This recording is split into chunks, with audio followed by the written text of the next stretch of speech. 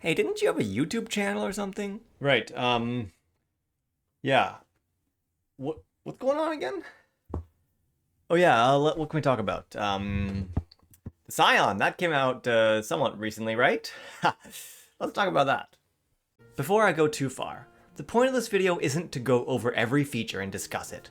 It's to give a broad strokes view and then do a build. I'll see what the trouble spots are I get into while doing the build, and also see what it can specialize in. Now, if you haven't read up on the Scion or watched videos on it, Scions are an intelligence-based caster with a d6 hit die and no armor, just like wizards. So what is the core concept of the Scion? Well, there are some mixed signals. They get psionic dice, and they can use them to enhance their abilities, kind of like monks. They get a lot of them, and a lot of their abilities are based on using their psionic dice. They have these meta magic type abilities that they can boost their spells based on what spell school type it is, or they can add their skill checks, or they can help with combat by boosting their AC as a reaction, kind of like the shield spell, but only for one attack, adding to an attack roll, removing status effects like charmed and frightened, or even giving you a specialized opportunity attack. Now all these are options that you can choose a couple from, you get more as you level up, but everybody gets the telekinetic propel for free, and that's used to push or pull people huge distances across the battlefield. So from all these abilities, there's lots of things they can do. So what playstyle do they cater to? Well, there's a terrifying Gish subclass where you full metal alchemist your body into some weapons and use those on the battlefield. There's one that specializes in telepathy, and it's so specialized you get a whopping 10 feet of telepathy. That's right.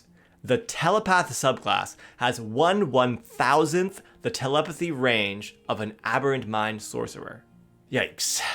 Anyway, the telepath is kind of geared around linking with the rest of your party with your telepathy, and then giving them buffs when they're connected to you. The next subclass, the Psykinetic, it feels like the one that's the best extension of the base class. It gives a boost to your telekinetic propel that can either do damage or can boost their movement speed, so it can help you out if you're doing allies or enemies with it. It also boosts your modes, which is something I'm going to talk about in a second, but essentially you can get a fly speed with that too. So it feels like this one you're really supposed to be shoving people all over the battlefield. But the final one is the coolest of them all, for sure. It specializes in teleportation. You can teleport enemies or allies around the battlefield with your bonus action. I just want to say that Vortex Warp is my favorite spell in the game. So an entire subclass built around that? Oh yeah. The main gripe I have with these subclasses in general is that they heavily rely on features that boost one specific spell. For example, when you cast Confusion, they roll 2d10s and take the lowest. So it's only when you cast that one spell. Some of these boosts are really cool, but I just don't like that restrictive design. So those are the subclasses and kind of the playstyles that are encouraged in the Scion. There's a few more things in the base class that I want to get to, and one is psionic modes. Basically, it's like a stance you can enter as a bonus action that can either enhance your offense or your defense. The thing is, they aren't really strong enough to want them on all the time. Now, the defense mode is pretty good. Being able to add a side die, possibly a d12 to a save, is phenomenal. And it makes sense, Scions should be the best at shrugging off mental effects. But the attack mode is, I would say, almost useless. Psychic resistance doesn't happen very often, so being able to overcome it doesn't contribute too much. And being able to reroll your damage dice is pretty situational. So if you're coming up into a fight and you expect to have some big saves, defense mode might be a really great option. But otherwise, it might be totally fine just to not enable them at all. Some of the subclasses interact with your psionic modes, and other ones leave them alone. I feel like this feature just is hanging out by itself. Maybe they can replace it with something else, I don't know. Continue on with the base class. One other thing that we get is a lot of features that can expend hit dice to boost our psionic dice rolls. It's a really cool concept, and I like using hit dice as a resource, but at the same time, it kind of feels like everything is against you defense-wise. Let's take a wizard, the most fragile class, make them fuel their abilities using their own hit dice, and remove the shield spell, absorb elements, and Misty Step to make sure if they get caught, they are deadzo. Now, of course, wizard squishiness is something that we can discuss, but I think generally speaking, if they haven't multi-classed out or whatever for armor proficiency, if you catch one, you're gonna get them. Of course, instead of Misty Step, we do have our bonus action to shove the enemy away from us if they're in our face, so yeah, we do have that at least. But speaking of the Scion spell list, it's basically the Bard spell list, but with some more psionic focus. All the spells there feel really psionic in flavor, and I appreciate that. But mechanics-wise, I find them lacking in synergy with your abilities. Except one ability that can subtract from enemies' saving throws. That obviously pairs very well with this list. The thing I really want to see is things that complement our forced movement. Give them things to push enemies into, like web, watery sphere, transmute rock, stinking cloud, whatever. I get why they're not added because they don't really feel psionic, but it just feels like every Scion is gonna be better at what it does if it were mostly wizard with a little bit of Scion. And that doesn't feel good. Okay, I think that's enough criticism of the class so far. I'm now gonna make a build, and I wanna make one that feels different and feels unique. Now, it'll be really easy to make one that just plays like a bard, sits in the back and debuffs people, and that's fine. But I want to make one that uses the forced movement ability of the psionic to make it feel different and unique from other characters. Now, for this build, as much as I love the Psi Warper subclass to teleport people around, the Psykinetic one feels like the archetypical Scion, so let's go with that. And, subtangent on the Psi Warper. As amazing and cool as it is to teleport people around, and I would love that. I, in fact, had a build that did that a lot. But at a certain point, teleporting people just doesn't get you that far. I think the subclass needs things that are going to amplify your teleportation, so that when you teleport an enemy, you can debuff them or damage them, and when you teleport an ally, you can buff them or something like that. Similar to the way the Psykinetic boosted their telepathic propel, I feel like the Psi Warper needs something like that too, to make teleporting people more interesting to them and more worthwhile. Anyway, tangent over. Let's focus on the Psykinetic. I want to be able to amplify the things that it can do, as well as the base Scion that make it feel unique. Obviously, the Psi dice are going to be involved here. The question is, how are we going to use those that don't just feel like a bard doing cutting words or something like that? Now, in the base class, we have two abilities that can consistently use our bonus action. One is the forced movement. The other is casting an abjuration or divination spell as a bonus action. Now, you consume a number of Psi dice equal to the spell level plus 1. So if you cast an abjuration or divination cantrip, it costs 1 Psi dice. If you cast a level 1 spell, it costs 2, so on and so forth. So obviously it can get pretty pricey. Now, there are a couple of spells that do make sense to use in combat. Mind Spike, Banishment, and True Strike.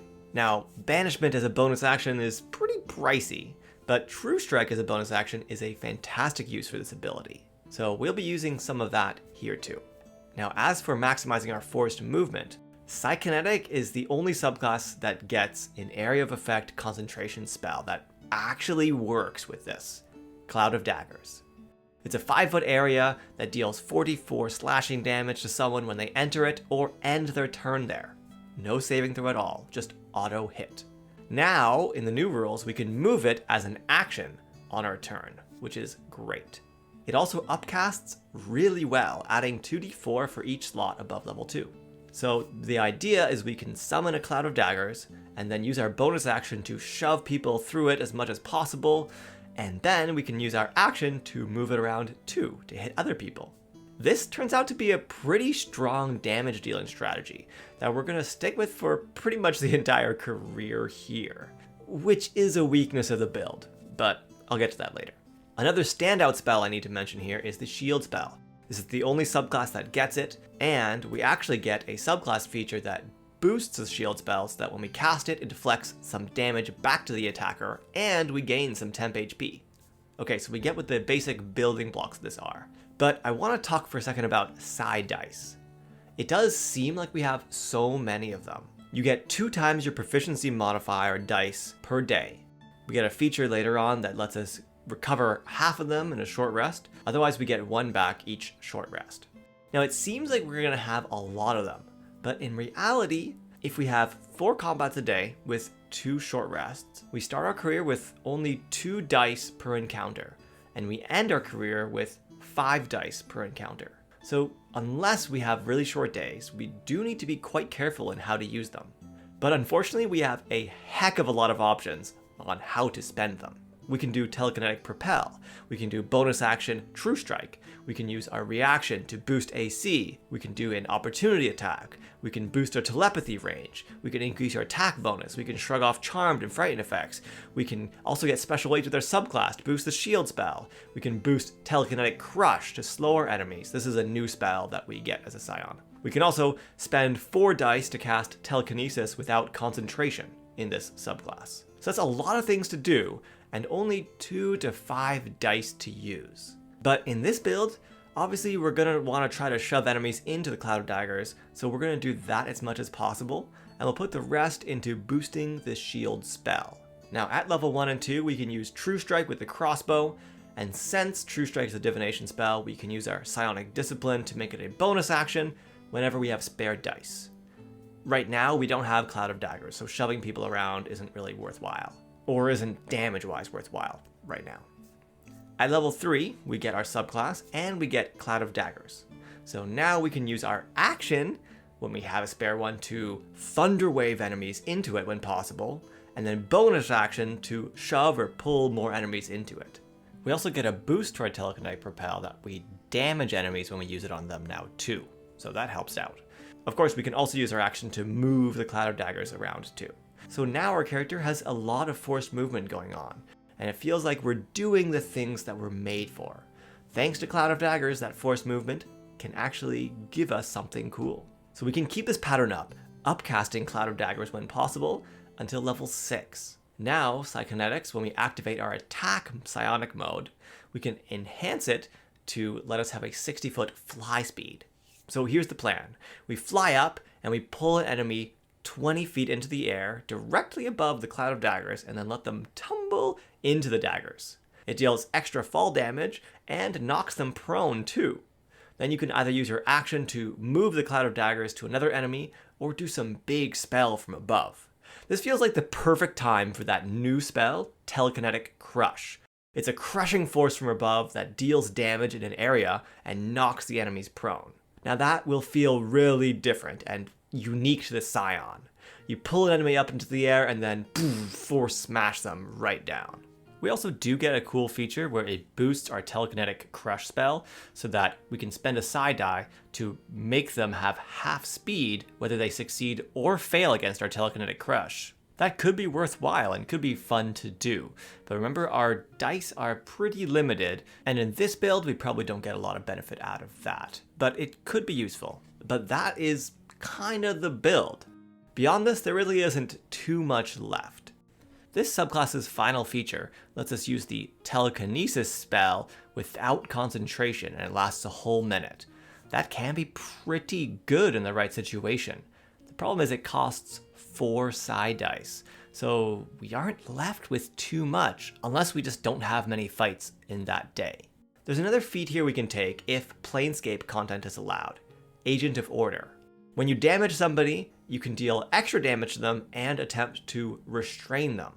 So once you get a creature into the Cloud of Daggers, you can restrain them for a turn, guaranteeing them to stay in place at the end of their turn, which then triggers the Cloud of Daggers again. So on our turn, we can use our action to move the Cloud of Daggers on top of an enemy, then pull another enemy into the air and drop them down on top of the Cloud of Daggers and the other person, and then use our Agent of Order to restrain them to keep them inside there. Then from our one turn, we have triggered the Cloud of Daggers 3 times. So that again will be a great way to do even more damage and feels still psionic. Now with this build, upcasting Cloud of Daggers for our entire career, we can deal great damage, around 50 to 60% of a deadly encounter all by yourself. Now the other noteworthy part of this build is the mental resistance. being able to shrug off charmed or frightened effects at will is phenomenal. And if we really want, we can use our defensive mode and get boost to our saves too. We end up with the highest mental resistance out of any class, and that does feel accurate. The Scion should be the most effective at shrugging off any mind-altering spells or effects. Now, the downside to this is that the class is extremely fragile. We end up with around the same durability as the Wizard, thanks to our subclass granting us the shield spell, but it feels like every other Scion is just gonna get blown over in the wind. So in the end, I think this build gives some cool flavor and feels thematically right for the Psykinetic. The unfortunate part is we're kind of a one-trick pony in that regard. Now, we do have other ways of dealing damage. If we didn't want to pull and push people all around the battlefield, we can just use our Cloud of Daggers and then bonus action to shoot them with our True Strike, and that actually still deals quite a bit of damage. But in terms of pulling and pushing people into an area of effect that we create and control, there just isn't really anything except the Blade Barrier spell. And I do wish that we had more than just a damage area of effect that we could pull and push people into to debilitate them. I think really our other option is to target someone with an effect and then telekinetic propel them way out of combat. So for example, you do like a hideous laughter and then you shove them way out. Or you do a telekinetic crush, which knocks them prone, and then you shove them way out and they have to spend their turn getting back. And I do like that idea, actually. It's too bad they nerfed Mind Whip so they can choose between an action and bonus action now instead of action and move.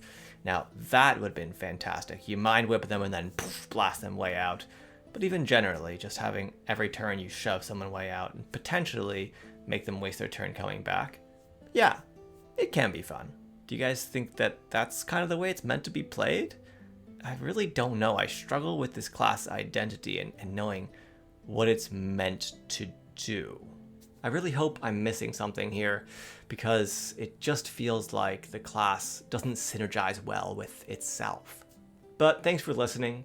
I know I've been really out of it lately, so I'm trying to be better, but I have another kid that's coming along next month, so who knows? Anyway, I appreciate all of you in the community who are still around, and I hope you're all doing fantastic.